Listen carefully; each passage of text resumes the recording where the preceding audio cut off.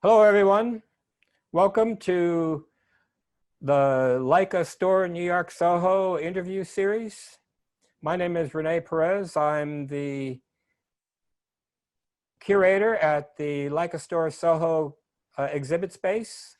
This evening, we're honored to be having a conversation with Jean-Pierre Laffont. Good evening.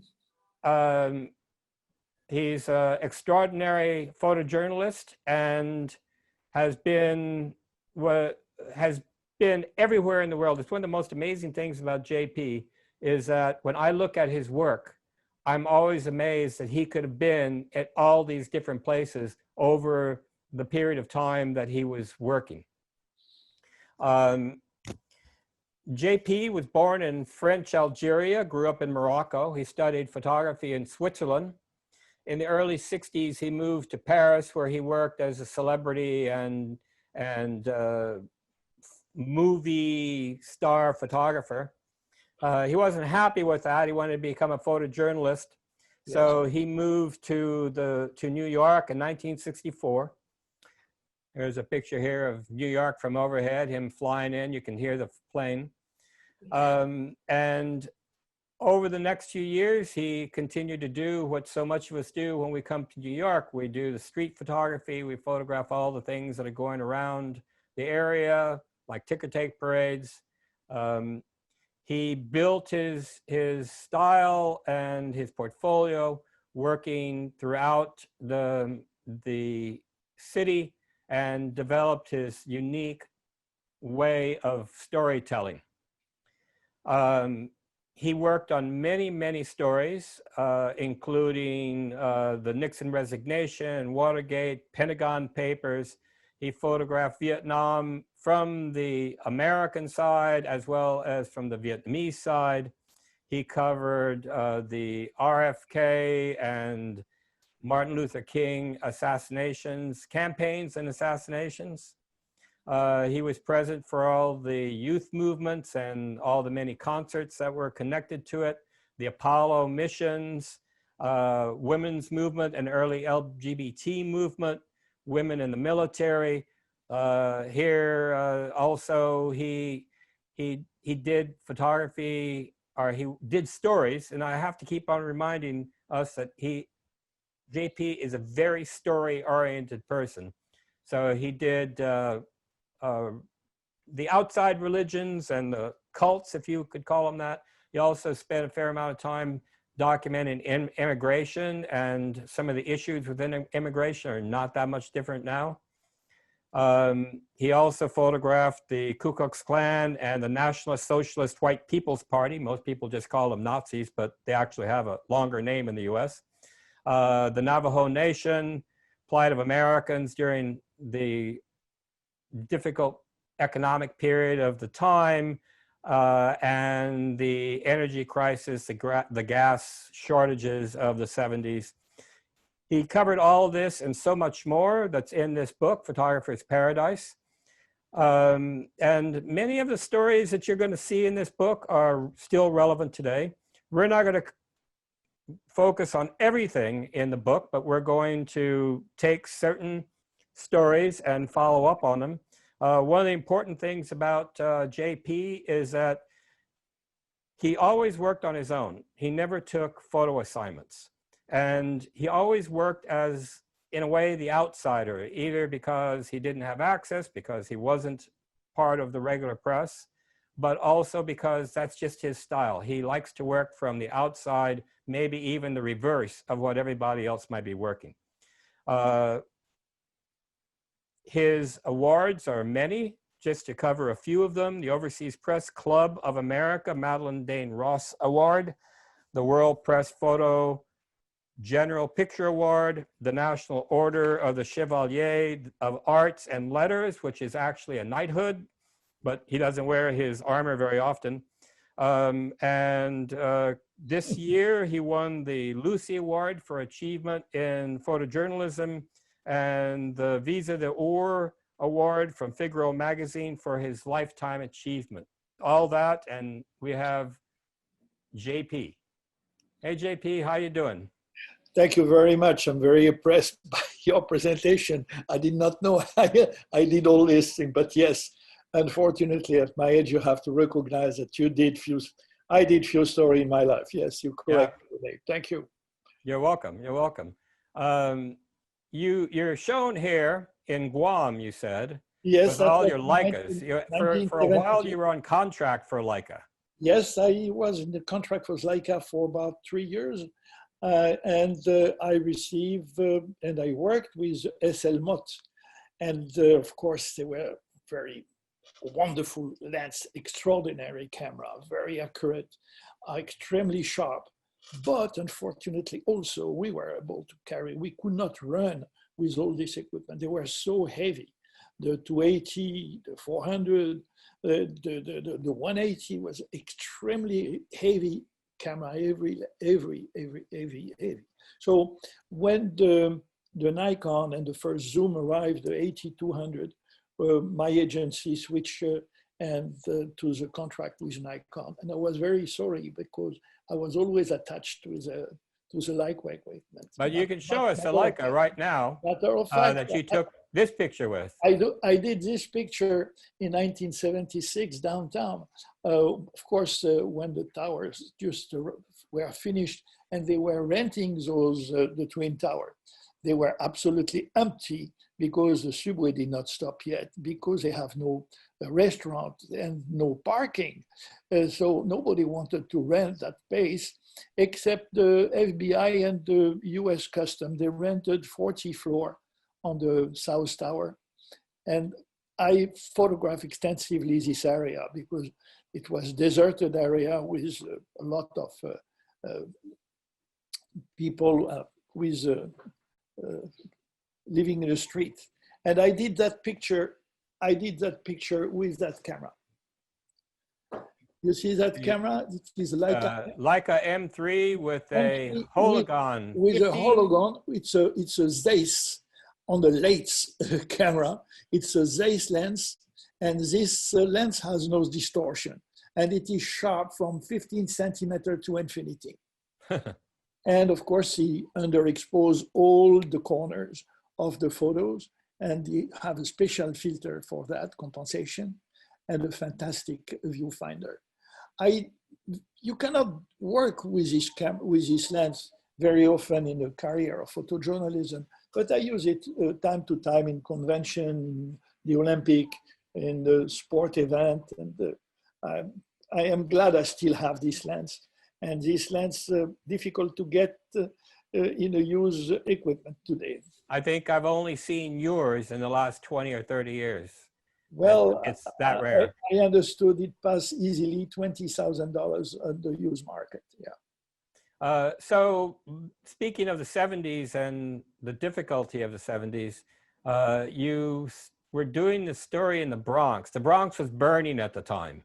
Yes, matter of fact, it was not in the 70s. That was pictured in 66 in the summer. Oh, really? Okay. So that's earlier, and was very dangerous to go in the Bronx. So I wanted so much to photograph the difficulty of those suburbs. So I managed to have some kind of arrangement with the sanitation department because they had truck going over there. So I was on the top of the truck and photographed with some kind of safety around the sanitation, around the people. And they had loudspeaker, and they were encouraging the people to clean up their neighborhood, like here around Fox Street. I did those pictures around Fox Street, and the kids. It was an enchantment for the kids. It was a paradise for the kids to go in there and play in the courtyard. So I enjoyed very, very much this moment and this approach of the South Bronx. And as difficult and bad these neighborhoods had become, there was always a little bit of something going on, showing a certain level of people just getting on with their lives.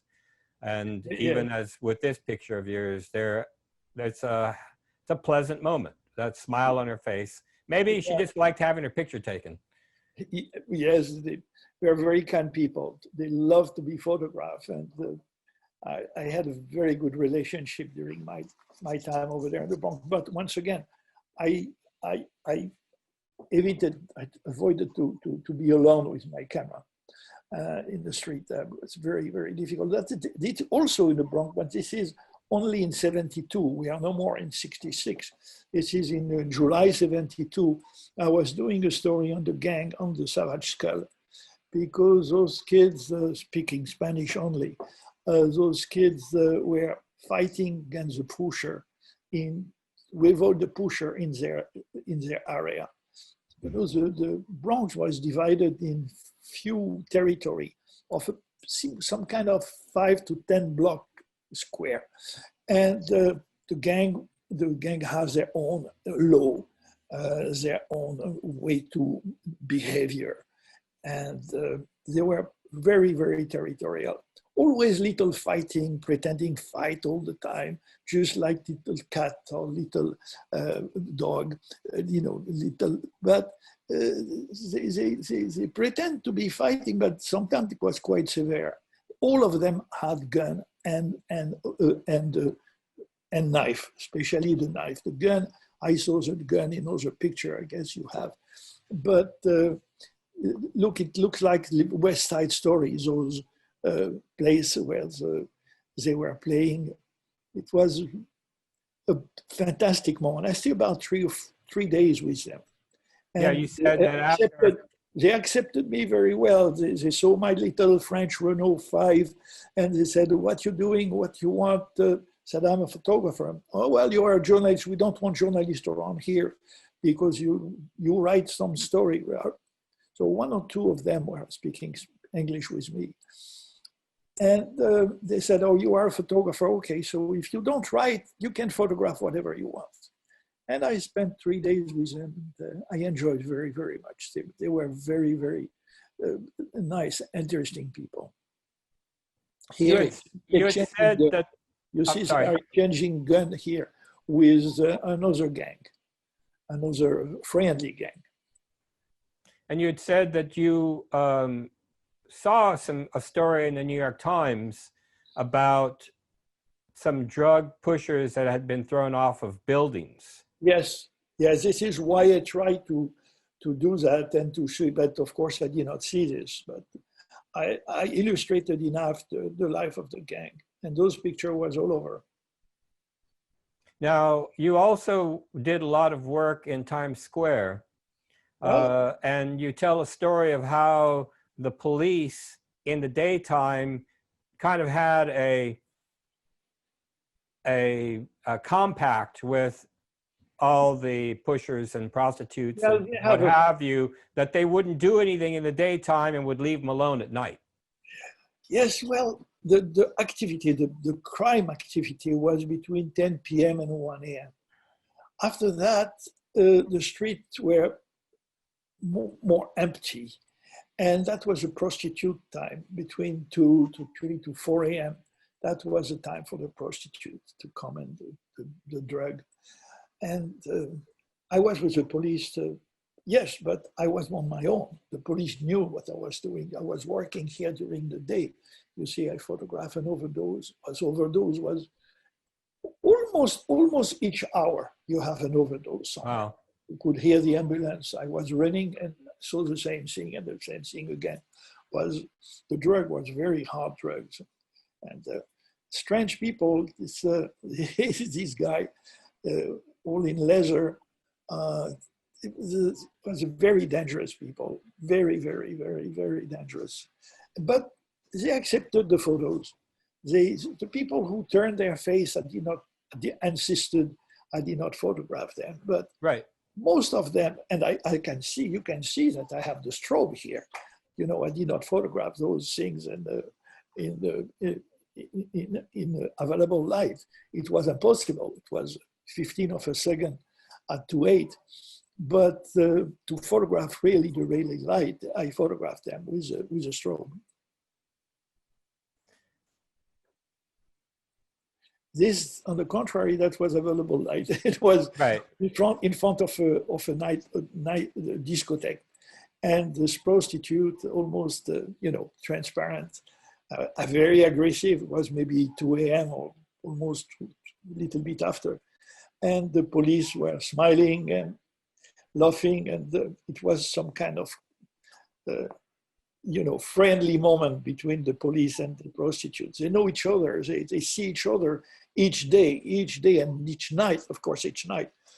And also some prostitute here at the Hotel Normandy who disappeared today love to be photographed. They adore to have their picture taken. Well, Absolutely. and that brings us to this group of photographs, which you took in the early 60s, or the mid-60s. Yeah, it is in 1966, something like that, in the summertime. I was working on the West Side for a few photographers like Peter Bash or Philip Alsman. I was doing their print. And finishing by 4 or 5 p.m., coming back, at this time, I was renting a small studio on the West 72nd.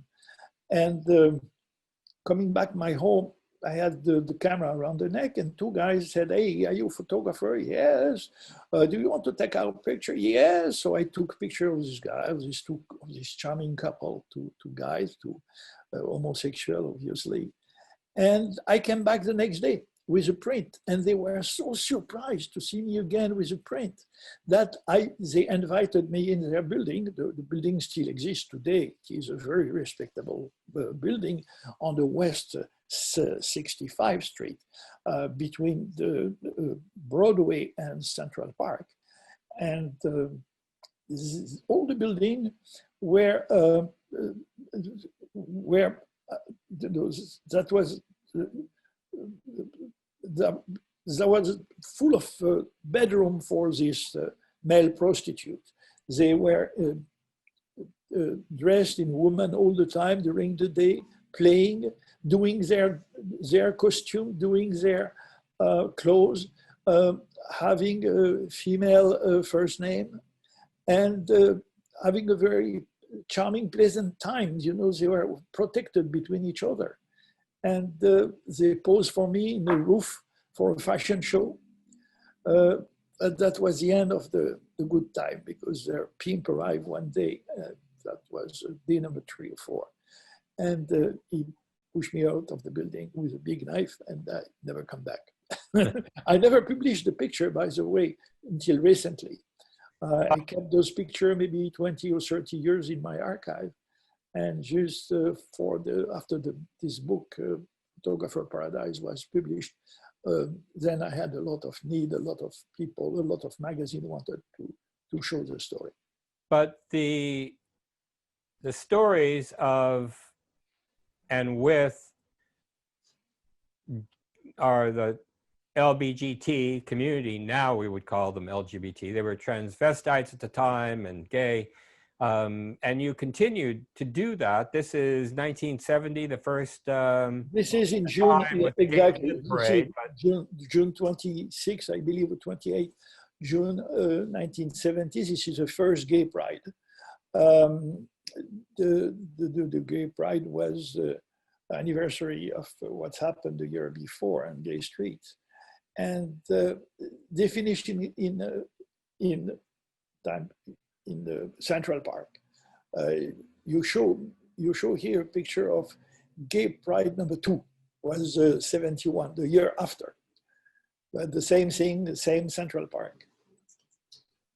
But it's a theme that or a story that you continued to work on, and that's something I want to point out with other stories, that you didn't just go to once. It's a story you followed for a long time, maybe even over a couple of decades. Absolutely. For example, this is in San Francisco, the first Olympic. The first Olympic was in 1982. Sorry. And this is in San Francisco. I photographed them. Also the Sister of the Charity, all kind of associations they have. And I photographed extensively the gay community, correct, yes. And again, going into another area that you photographed a great deal of, you photographed in prisons for almost 30 years, Yeah, over a period of almost 30 years. yeah, the prison, for a newsman, for a photographer, a news photographer, prison's a lot of the spring of a many, many story for various reasons. And this one was in the prison of Toms, that was under the Justice Court in New York, in Manhattan. The prison don't exist anymore, but it was at that time, it was the first day they started the program of the methadone for the drug addict. Methadone, yes. Methadone. So I photographed the program. The program was very simple. They receive pills with the little, water, and that's it. It was no picture. It was really no picture for this methadone program. But that gave me the opportunity to arrive before entering the prison with a long lens. I have a 90 here. And I photographed this extraordinary scene of you see, when you arrive in a prison, you have three different moods that you can always in prison. You have those three moods. You have first the rebel, the people shouting, I am innocent, what are you doing, take my name, I don't know why I am here. And the rebel, it is this arm, this illustrated in my picture by the salute of the Black Panther salute in that moment. But today you still have the rebel. Then you have the people praying with the Bible, reading the Quran today, reading the Torah. A lot of people praying in prison. And the big mass of the prison are illustrated by the hand hanging down here. They are abandoned. They are people who don't know why they are in a prison, how long they will be in a prison. They don't know why they are accused for, and why, and the name of their lawyers. They don't know anything. And it's unbelievable, the huge crowd in the prisons. They don't understand, they don't know. And the Tom prison was a prison where they were waiting for their, to go to the courts. So that was before their sentence. So this was really acute. And a lot of them did not know why they were there and how long they would be there. So this was really touching to visit the Tom prison. Yeah, and this is an incredibly powerful photograph without your explanation. Once you put that explanation to it, it becomes even a more powerful, fascinating image with all of the things that you say. Each person it's like their expressions. You don't have to see them physically. You just have to see how they express themselves through their hands. And just like Eliane, my wife, who edited those pictures, she looked at this contact sheet, and a second before I have no picture, a second after I did not have any picture. You understand? Right. It was just one picture. And I switch with another camera to do a color picture. I have almost the same, but it's not the same. No. And this picture was used and was ordered for print by many, many lawyers doing penal situation for their waiting room. This is another picture from the tombs. This is from the same day, is that right? The same day, Tom prison, yes. The Tombs was an infamous prison, and this was actually the third Tombs prison, and it was closed 2 years after you took these pictures. But the next story is really interesting because of, again, it was something that you saw, a small article about there being missing prisoners. Exactly, that was in the New York Times. They were talking about the farm prison in Arkansas called Cummings Farm, Tucker and Cummings Farm. That was where they found 250 bodies. They were digging and finding more body. Exactly, that is where they found somebody, but they found since they found 250 of them. And I asked the permission to go, and it was the brother of Nelson Rockefeller that I knew, who was Winthrop Rockefeller at that moment, was the governor of the state of Arkansas. When I arrived in Little Rock, I went to his office to have the permission to go to the prison. And I said, I photograph your brother in New York, and said, what are you going to do over there? It's very dangerous. Don't go. There's nothing to see. I said, please give me the permission. I will spend just a day and try to find what's happening. And I got this permission, and I rented the car, and I arrived over there. What you can see on that picture, it is a prisoner. You see it's a guard. It's not a guard. This man is a prisoner. They call him a trustee. That was just a few months before he will be free. He has a mule, and they give him a gun, and he is keeping 250 or 200 of his friends, that people he knows. He has been in their bedroom sometimes for years. So he knew each of them. He knew which one has a family, rich family coming to visit him on the weekend. And so they were asking for money. And for the people who did not want to give money, he killed. They killed the prisoner. They killed themselves. And they asked the other guys to bury them. So one of the prisoners started to speak because it was a new warden, Tom Morton, who arrived in the prison a month before. And Tom Morton was an extraordinarily nice person who could understand the prisoner and listen to them. And after his story, he did a book on this farm. And the book became a movie called Brubaker with Robert Redford. And the 20th Century Fox asked my picture, asked me to have the scene and the costume and the ambience of the prison for their movie. You see the trustee on the right and the prisoner coming back around 4 or 5 p.m. From the field where they work all the day. This prison has no bar, no thing. It is so huge. The prisoner cannot escape. You know, it is extraordinary. You have 10,000 of acres of nothing, of land, flat land. So they cannot go away. But you managed to escape. Well, it was late at night. I wanted to say goodbye to Tom Morton, and I was waiting in his little lobby of his desk, of his office. And then the prisoner jumped on the guard and started to fight. So 2 guards jumped on them and separated them. I took pictures, and the guard wanted me to give them the film. I said, no, sorry, I don't give my film. I have the permission from the governor to take pictures in the prison. And you are not going to take my film. I said, okay, wait for us. And they went inside of the office of the warden and to ask what to do with me. I took away. I had my car parked outside. I just ran in my car and whoop, I started to direction of Little Rock, was about 30 miles away or so. And I was really flying on the road. I put the hammer down and I really go as fast as I could. And 4 miles later, I had the gate of this farm, but they opened it, they said goodbye to me. They did not have anything for me, no order to arrest me.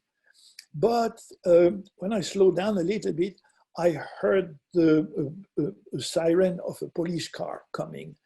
I realized that was certainly for me. And I really, again, speed up to arrive in Little Rock. And I was very scared because I have 3 Leica and the film inside of the last 3 of the 3 Leica. So I have all my film. That was very precious for me. And I was forced to stop just before the city because it was a railroad with long train passing. I came out on the roof of the car. I unloaded my camera. I put the film in my bag, and then the police car arrived, and there was the end of the train. So I jump in the car. I go up and pass the railroad. I heard a big bang, but I was afraid that I have damaged some shock absorber or something. I arrived to the airport. I jumped in the first plane coming out of Little Rock, and in a plane anywhere, I forgot, but just going to Washington or I don't know, not even New York. And in the plane, I counted my film. I was very happy. I had all my films, but I counted my Leica. I have only 2 Leica. One of my Leica and a Super Angulon 21 millimeter, I left it on the roof of the car. So this is why I heard the bang. That was a Leica running and going back on the trunk of the car when I passed the railroad. This is why the police stopped and they picked the Leica, but the Leica was empty. So well, after that story was a very important moment of my history, because this picture story was published in Paris Match. One of my friends saw the story, and he was the new founder of Gamma Agency. And he wrote to me, was not fax or not email at that time. Is no telephone. He did not know my telephone. So he wrote to me a letter that I received a month later, asking me to join the Gamma Agency. This is what I did on January 1969. So that brings the story all the way around from Yes, seeing the article to it becoming exactly the correspondent of Gamma, and Eliane became the first founder of Gamma USA. So this also is in the 70s. Yes. The demonstrations at the Republican National Convention in 1972.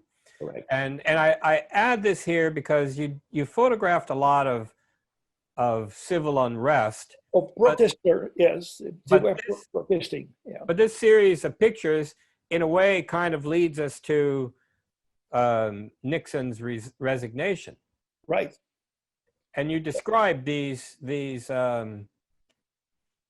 protesters and what they were doing. This is a bloody face of Nixon. Yes, that was a lot of. Is that like a map? No, is that the map of Cambodia or something on his, or is it? I don't know. That was a mass of people dying. Yes, I see. Okay. We can see died people on his face.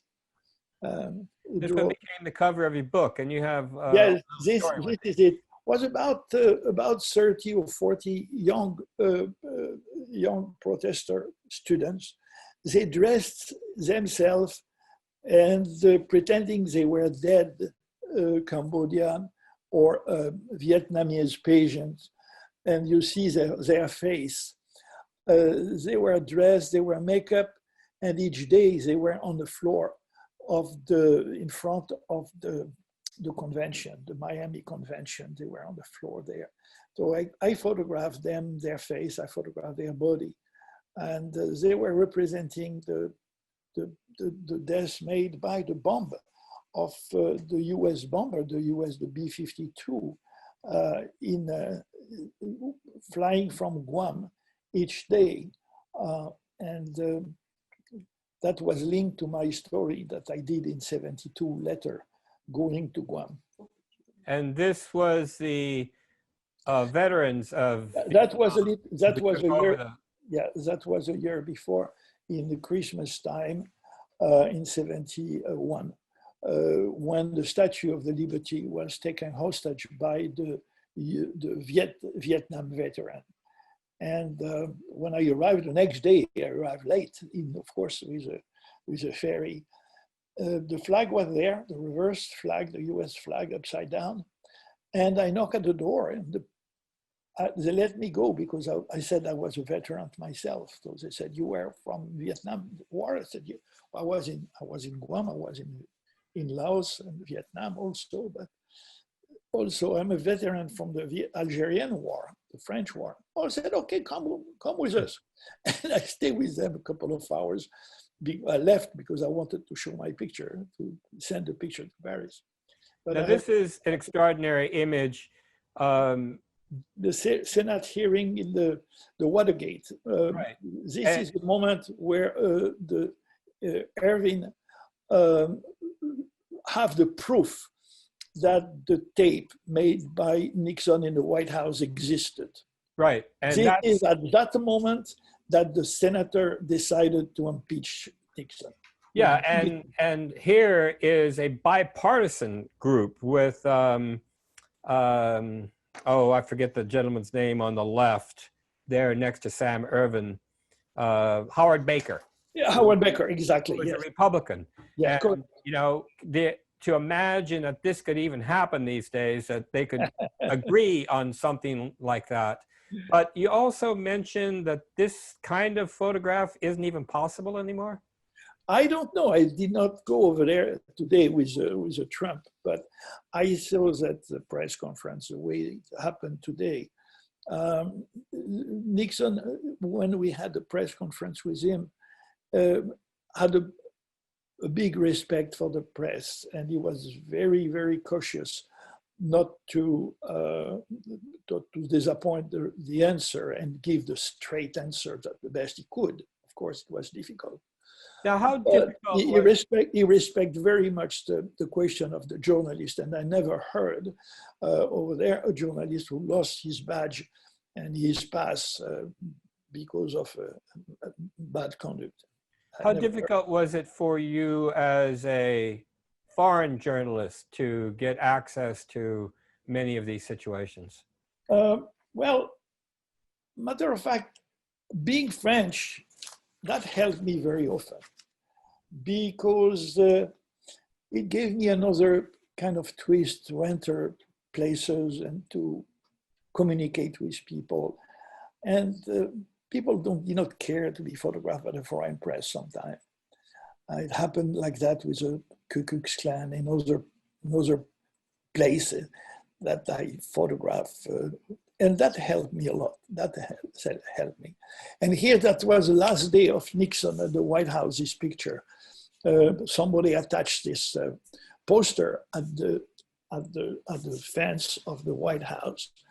And this is the last goodbye by President Nixon with Pat, his wife, behind crying.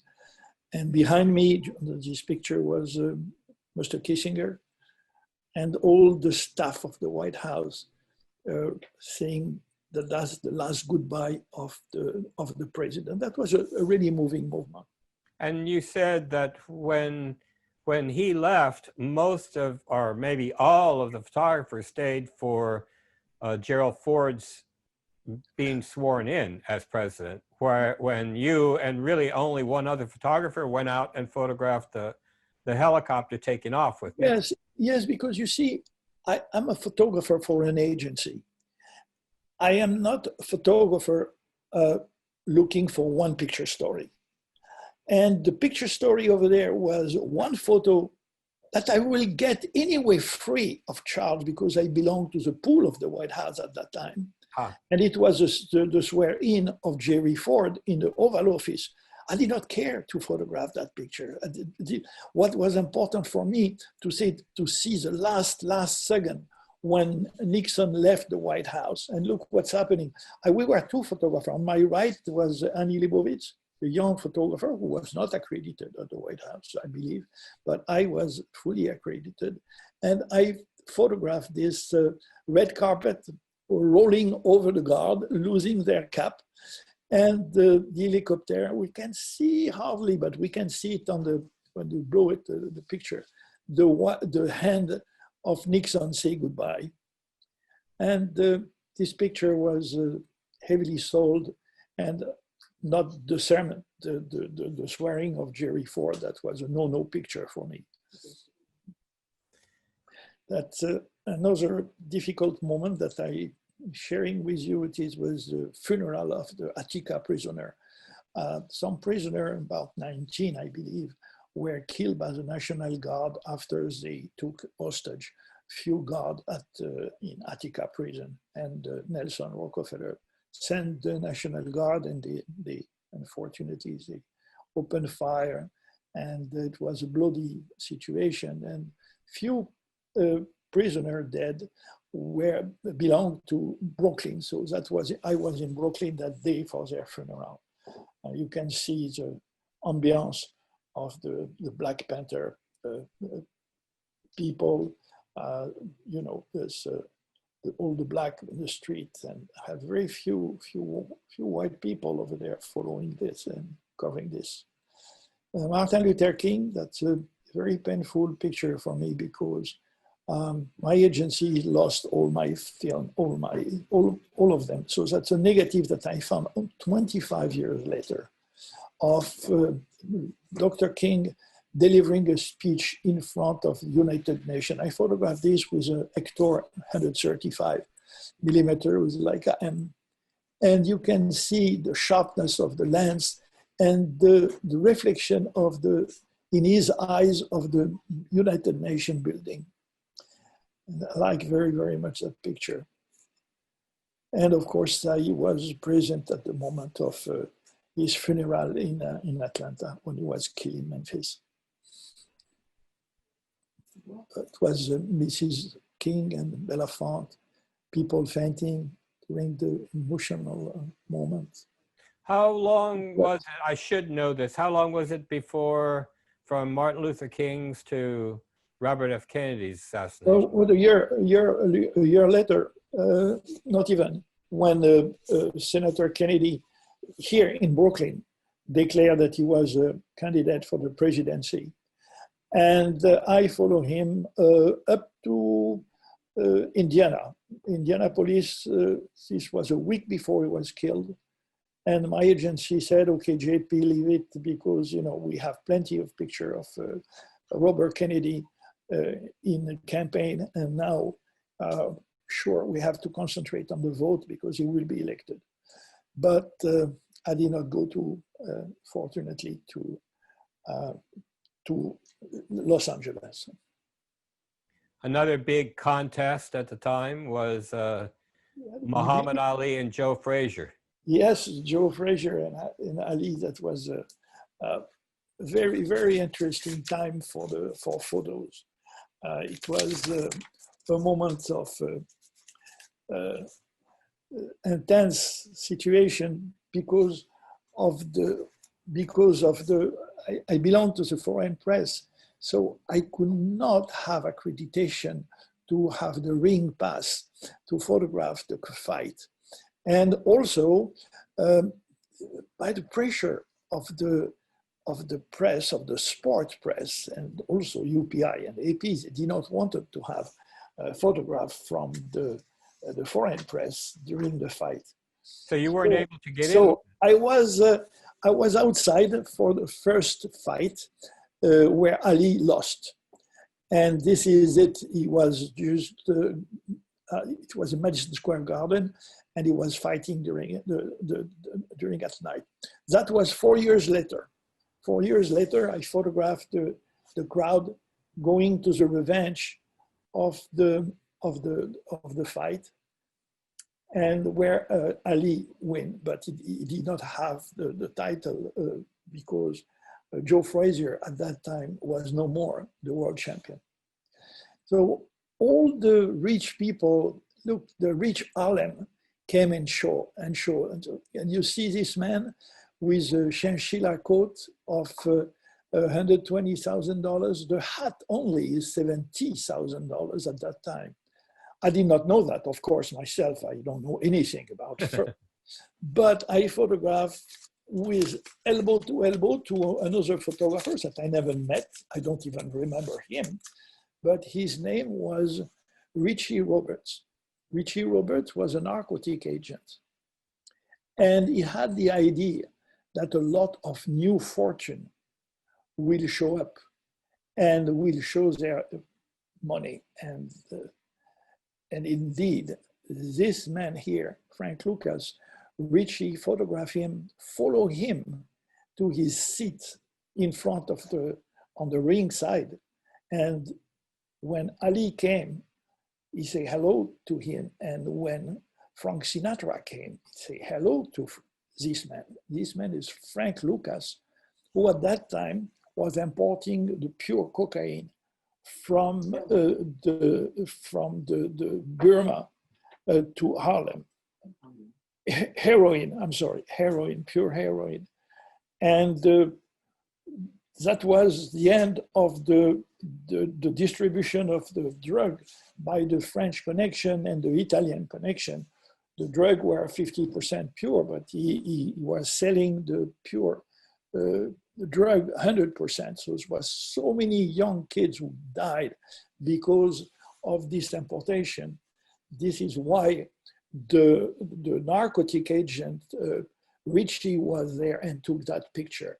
This picture now became very famous after the film, the American Gangster, and the role of Frank Lucas was Denzel Washington, right, and Russell Crowe was the Ritchie Roberts. And this is an extraordinary moment that I did not know that I photographed Frank Lucas. And only one of my friends who said, but did you see the American Gangster movie? I said, no. We rented the movie, and my wife, in the middle of the night, we went to the office, we dug inside of the contact sheet, and we discovered that by accident, I photographed Frank Lucas at night. Eliane found these pictures, and we did the picture, and we have it in a book, and very, very successful. Only very few photographers never photographed Frank Lucas. Yeah, I'm sure he was not one to make himself all that available. And the end of the story is really Frank Lucas receives, after 3 years he was in jail, received 70 years of imprisonment. And Ritchie, the narcotic agent, became a lawyer and came to see him and said, well, if you give me the name of all the people who help you and work with you, you will be free. And he freed him 2 years later. Oh. And Frank at that time divorced, have another wife, have a boy, and Ritchie became the godfather of him. This the is way things work out. American story and American Gangster. So we go from that fashion show to this fashion show. Well, when I was taking picture of the farmers, Which is a story you worked on for quite a few years. Yes, about 2 or 3 years. I photographed the farmer problem. I was raised myself on a farm in Africa, of course, but it's the same problem. You see, the farmers are, are pure people. They do nothing wrong, and they are victim of the weather. They are victim of all the virus in the plant, the drought. They do nothing wrong. But unfortunately, in the United States, the bankers came and they visited the rich farmer. They said, look, you need money. We'll give you money. We'll loan you money. You need money for a new combine. You need money for a new silo. You need money to send the kid to the university. And on and on, they knew exactly what the farmer to see and to talk to. And the farmers, take big loan of $100,000, $200,000, $300,000, $400,000. I remember those years, yes. And when they arrived back at with their crop and to receive a check, after they waited the crop and they chose to receive the check in their hand, they did not receive the check. The check went directly to the bank. And even worse. If we could just go back here, because the reason that we put the Ku Klux Klan in this part of the presentation is because you had said that every time you went to do another part of your story on farmers, and they were always the Ku Klux Klan were always present in those demonstrations. So they finally they knew me. They called me the French guy, and the night approached me and said, okay, you want to photograph our burning cross in next to New Orleans? I said, yes, of course. Yes, sure, I will come. So he said, come with your wife. We will have a party on that day and that day in Louisiana. Gave me the address. And it was a moment of in their backyard, and they put some drap around the cross. They put the drap full of gasoline, and they lighted. They were chanting and turning around the cross, chanting their song for the conservation of the white race. It was very strange. But anyway, I'm glad I witnessed that ceremony. And what I liked about the headline for your story on the Ku Klux Klan in the book was "At Home with the Ku Klux Klan," because Yes. it was as if they were inviting you to a garden party, practically. Absolutely unbelievable. Look at that, all of them sharing the recipe, and the woman bring their cake, and selling a new T-shirt and flag and poster, and it was just a happy moment, a very, very strange, very, very, very strange moment, and scary. That was 2 years later when the KKK invited me to meet their secret army. So it was difficult, more difficult story to do.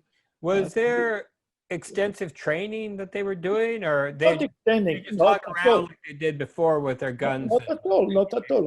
I am myself a French officer, so I knew it was really just kids, shooting with any kind of gun. They have a position of a military weapon, of course, but nothing serious, nothing tactical, nothing ambush. No, they just wanted to show us, we were 2 or 3 newsmen, that they have gun and that the Ku Klux Klan army existed. That's all. That's all. That's not too much serious. This is Jimmy Carter, of course, representation in his headquarters in Plain, Georgia, and this is all back to my notes from around Plains, Georgia. You had mentioned how distinctly the blacks and the whites had separate properties, even if they're across the street, and separate businesses, separate restaurants. I was in Georgia for the first time in 1976 because it was the President Carter. Jimmy was elected. He was elected president. So I wanted to know where the president come from all the European magazines. They were very much interested to show where he came from. And he came from this. He came from this. This is this family. This is probably the poorest black family that I photographed in my life in the United States. Those people were living about 100 yards from the family house of Jimmy Carter. They live in one room. You see, they have the stove is also where they eat. They put their soup, their things they prepare their meal. They have no shelf. Sorry, they have only nails.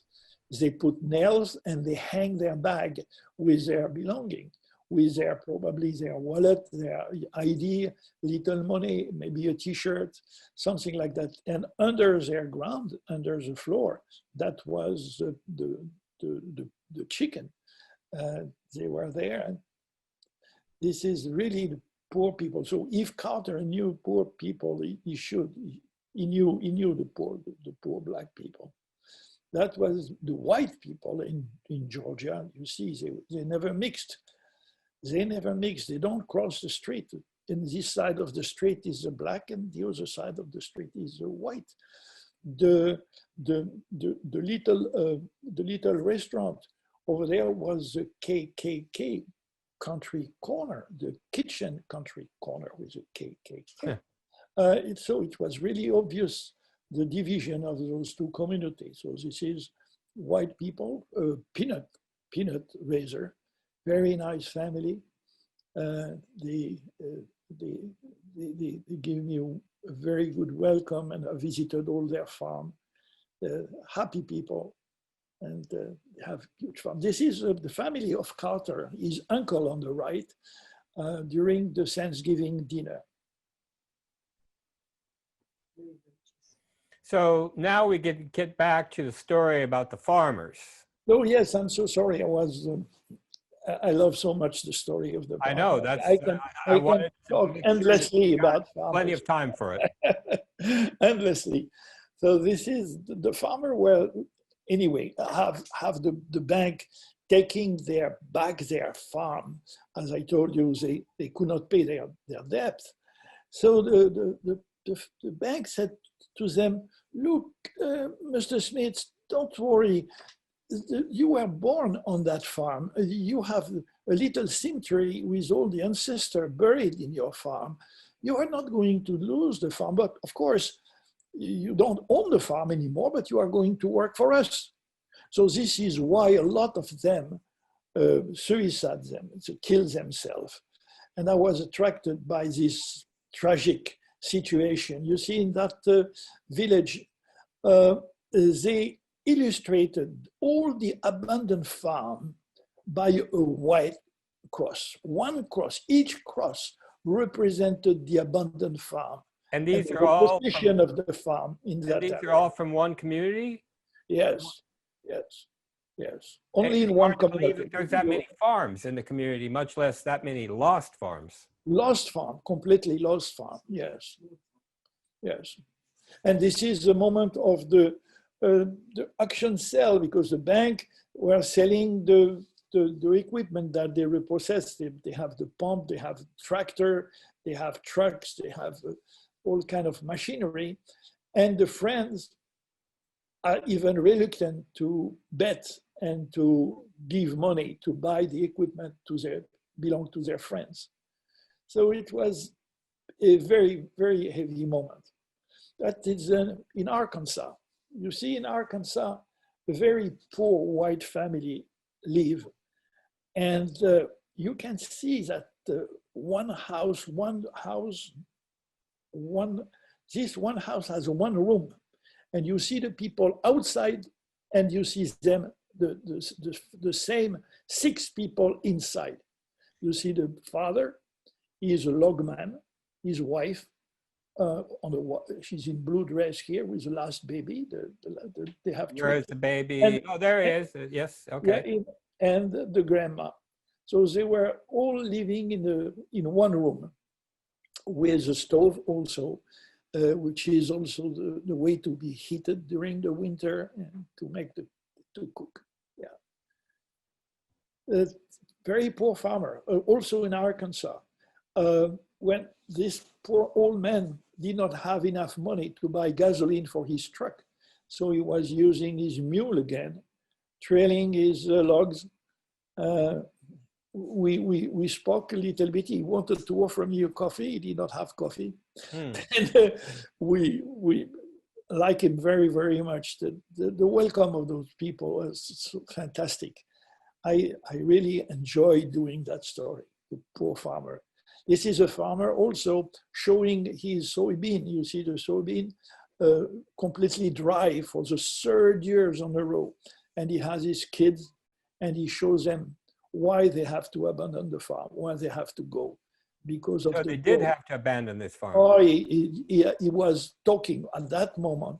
He was talking abandoning his farm. Yes. Now this is where you were saying that even if they did get a crop, it didn't necessarily amount to exactly, because the price is not done. It was not done at the coop. It was done at the mercantile market in Chicago.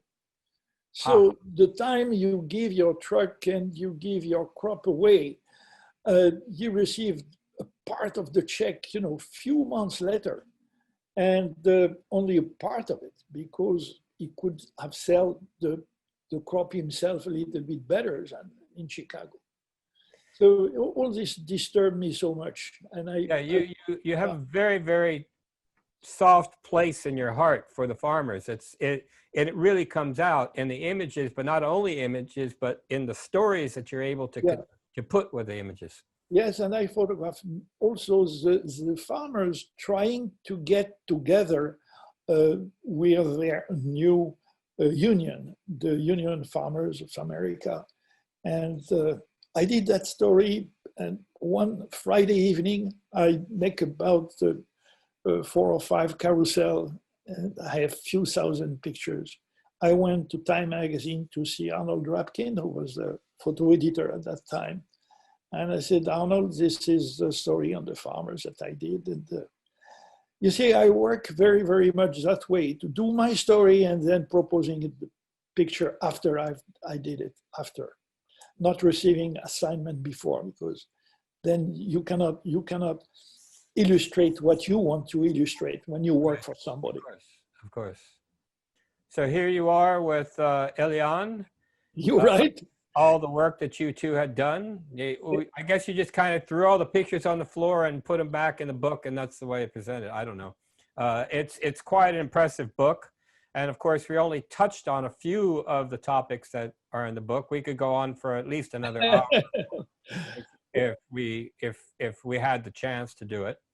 There was a question that came up in reference to the Robert F. Kennedy photograph and what lens you were using when you took that. Now, I think you had mentioned also with that image that it was an image of chance. It was just something completely of chance, because to be at the right place at the right time. Absolutely. You know, I photographed him in his press conference, of course, and I had plenty of portraits of him, but I wanted to have the contact with the crowd because I knew he was avoiding very much the close contact with the crowd. So I ran before he left the room. I ran to his car. I knew what side of the car he was going in, and I stayed there against the door.